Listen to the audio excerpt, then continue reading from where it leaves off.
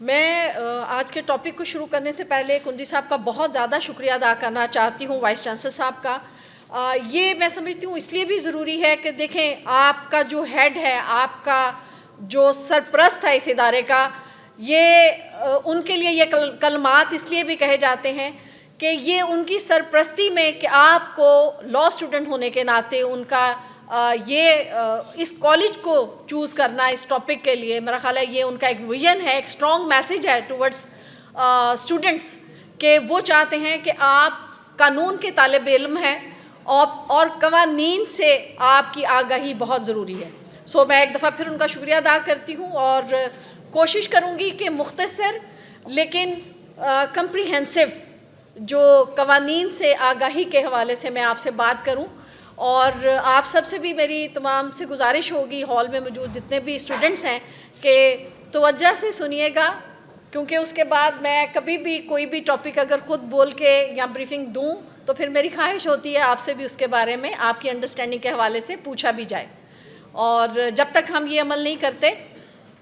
ہم کبھی بھی اچھے اسٹوڈنٹ نہیں ہو سکتے، اور لرننگ کے لیے یہ بہت ضروری ہے۔ ہم جو یہاں پر آئے ہیں، یہ مقصد بھی آپ لاء اسٹوڈنٹس کو، جہاں ہماری ہر وقت یہ خواہش رہتی ہے کہ ہم مختلف قوانین سے آگاہی حاصل کریں تاکہ جب ہم پریکٹیکل لائف میں جائیں تو ہر قانون پہ ہمارا عبور ہو، لیکن عبور نہ بھی ہو، بہتر انڈرسٹینڈنگ کا ہونا بہت ضروری ہے۔ میرے پاس چونکہ یہاں لیپ ٹاپ نہیں ہے، میں یہی سوچ رہی تھی تھوڑا سا لیبس ہے، لیکن میں کوشش کروں گی کہ آپ کو یہاں سے بتاؤں خاتون محتسب کا یہ ادارہ ہے کیا، کیونکہ یہ بہت بڑا ایک کوسچن ہے اور عام لوگوں کو اس ادارے کے بارے میں اتنا علم نہیں ہے۔ آپ کو یہ پتہ ہے کہ صوبائی محتسب ہوتا ہے کوئی، یا کوئی فیڈرل محتسب ہوتا ہے، زیادہ تر عام فہم لوگ یہ جانتے ہیں، لیکن خاتون محتسب یہ کیا ہے، یہ ایک کوسچن جو ہے میرا خیال ہے اکثر لوگوں کے ذہن میں آتا ہوگا، تو ہم اس کوسچن کو جاننے کے لیے اور اس سے جڑے ہوئے آگے ہمارے قوانین کیا ہے ان کو دیکھیں گے۔ اس آفس کا مقصد یا اس کا فنکشن کیا ہے؟ Function of office of the ombudsperson, جس کو ہم اردو میں خاتون محتسب کہتے ہیں۔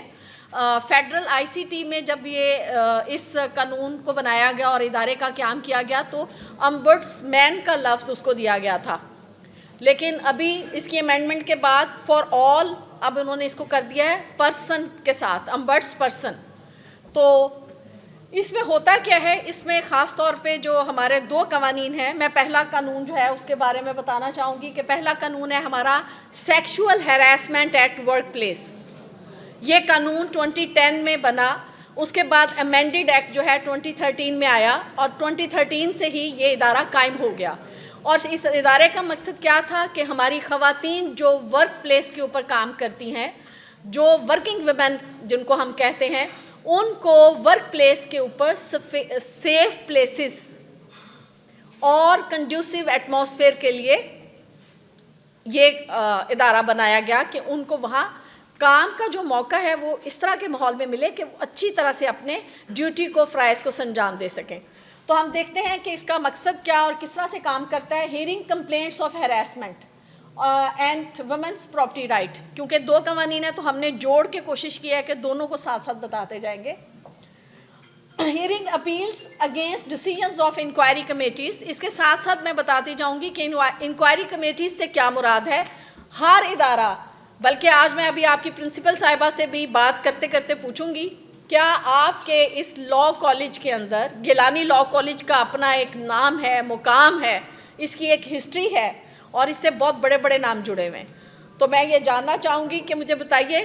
آپ سے بھی پوچھتی ہوں، پہلے پرنسپل صاحبہ سے پوچھتی ہوں، آپ کی اس لاء کالج کی الگ سے ہراسمنٹ کمیٹی موجود ہے یا نہیں؟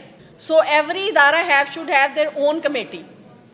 if I am right۔ لیکن کندی صاحب چونکہ بڑے پیشنیٹ ہیں اور ماشاءاللہ بڑا کام کر رہے ہیں، انہوں نے مجھے پچھلی دفعہ جب میں آئی تھی تو انہوں نے مجھے بتایا تھا کہ ان کے پاس ہیراسمنٹ کمیٹیز موجود ہیں۔ اس ادارے کا ایک اختیار یہ بھی ہے کہ جہاں پر ہیراسمنٹ کمیٹیز موجود نہیں ہیں ان کو فائن بھی کیے جا سکتے ہیں۔ ابھی پوچھتے ہیں اور کوشش کریں گے آج ان سے بلیک اینڈ وائٹ میں جو ان کی نوٹیفائڈ کمیٹیز ہیں ان کی لے کے جائیں گے یہاں سے انفارمیشن۔